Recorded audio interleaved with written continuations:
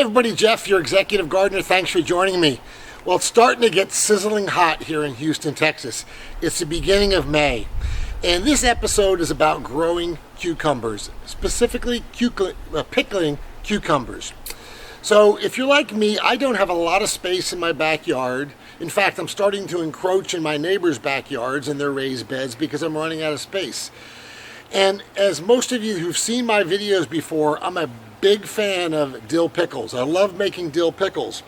And I have a lot of friends who like the dill pickles. So I only have so much space, I can only put in so much plant. So I've switched this year in the way that I'm growing pickling cucumbers. And let me show you what I'm doing and tell you what I'm doing.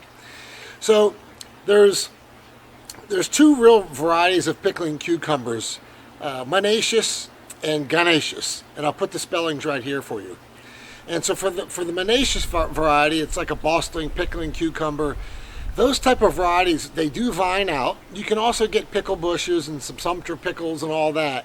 But in general, they produce, the monoecious variety produces 20% female flowers, 15% female flowers, and 80% male flowers.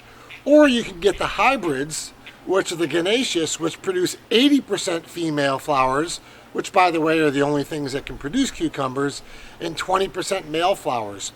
So what I've decided to do is plant almost all gynoecious variety because I only have so much space for cucumbers to vine out that I want to get 7 to 8 times more cucumbers, again because the bees still have to do the work and pollinate the female cucumbers, but it is only female cucumbers, and I'll show you what they look like, that can produce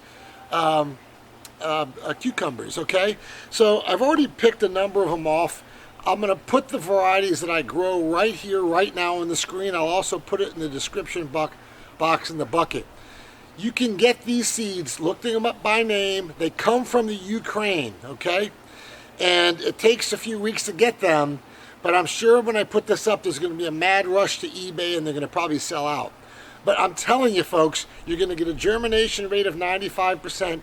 And when I show you the results of my flowers, you'll see that 80% of the flowers are female flowers, okay?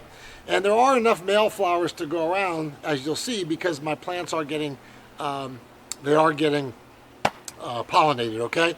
So this is just an example of some of the dill pickles. I have a whole Tupperware bin of them. But look at these things, man. They're beautiful, crisp, perfect size, 3, 4, 5 inches. And that's the size that you want to make dill pickles. Now, if I would have been growing these on a standard monoecious variety, I would have 1/4 of them, okay? But I just started growing them. They're doing great. So I'm not going to waste my time anymore this year because I have limited space growing the Boston pickling monoecious variety. I'm going to the gynoecious variety that produce 80% female flowers. So let me show you some of my pickling cucumber plants and give you a real showing of how many female flowers and how many cucumbers these plants, the variety I just showed you, are going to produce. Hang tight. All right, so let's get a close-up. Let's give you a real example. I gave you the name of the pickle varieties earlier, and they're in the description, but let's take a look at this. So this is an example of a gynoecious plant. So actually, if you'll see here, you see on a vine here, which is uncharacteristic, 1, 2, 3, 4, 5, 6. All of them are females. As you'll see there, female flowers can be identified because they have a cucumber, baby cucumber looking like it. Now the male flowers, I'll show you what a male flower looks like. So this is a male flower, okay? There's no baby cucumber at the bottom. This is a male flower, okay? No baby cucumber at the bottom. So, and you'll see already here, we'll pick one of the cucumbers is done, and that's what it looks like. Now, as I've said before, cucumbers grow extremely fast, okay? And here's another variety. Let's take a look. So 1, 2, 3, and that's 4. And then, so if you look at this, there's some male flowers on that. But I would say 80% of the flowers are female and 20% are male. Just the opposite on monoecious plants, okay, like Boston pickling, sumpter varieties, etc. So we're going to have some nice cucumbers right there. But let me show you another one.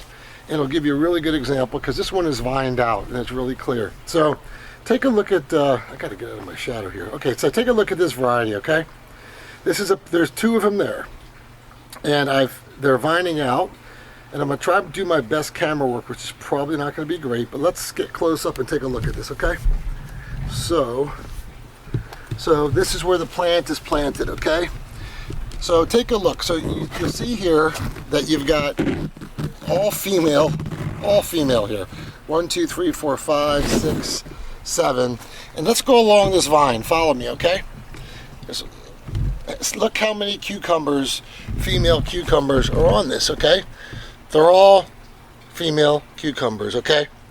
And female flowers. And they will be pollinated and obviously turn into cucumbers. But those that grow cucumbers, this is very unusual. Most people get frustrated because they have so many male flowers and virtually no female flowers. So as you'll see here, just about all of these are female flowers.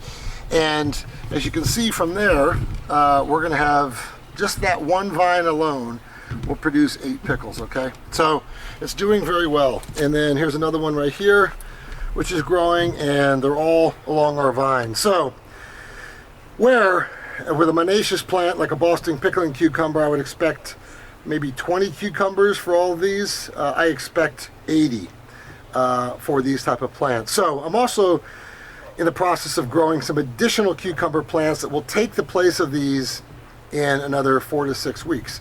As most of you know, and you've heard me talk about, Houston or South Texas or Mississippi, any place that's really hot and humid, Orlando, are some of the hardest places to grow in the world. Some of the easiest places are California, Southern California. That's why all the farming is there. They don't get the amount of rain, they don't get the humidity, they don't get the heat, they don't get any of that. And these varieties, if you're listening to this episode and you live in the Southeast, Texas, any hot, humid area, these varieties grow very well here. As you can see, they're doing very healthy. But you have to do something called succession planting, which means that despite your best efforts, and these hybrids are fairly resistant to mildew and mainly powdery mildew, which gets cucumbers, they're going to get it, okay? Because even the best plants with the best resistance do not survive very long in Houston, Texas. The rain and the heat will take them down. So when these are done producing 8 cucumbers, I will put another batch of these varieties of cucumbers in, and we will go from there. My friends will be very happy. My wife just said I should probably start a pickling business, and you can watch another one of my episodes to find out how to make the pickle brine. But guys, long story short, go with this variety. If you don't have a lot of space and you want to grow a quality hybrid pickling cucumber, do it. You'll increase your production 8-fold, and I'm just very happy with it. So again, I'll put the name of these cucumbers in the link. You can find them on eBay. Search for eBay. They come from Ukraine, so they take 2 or 3 weeks. Good 90% germination rate. But now is the time, summertime, to grow pickling cucumbers. This is my quick tip to increase your production for pickling cucumbers. Until next time, Jeff, your executive gardener, happy gardening, and bye for now.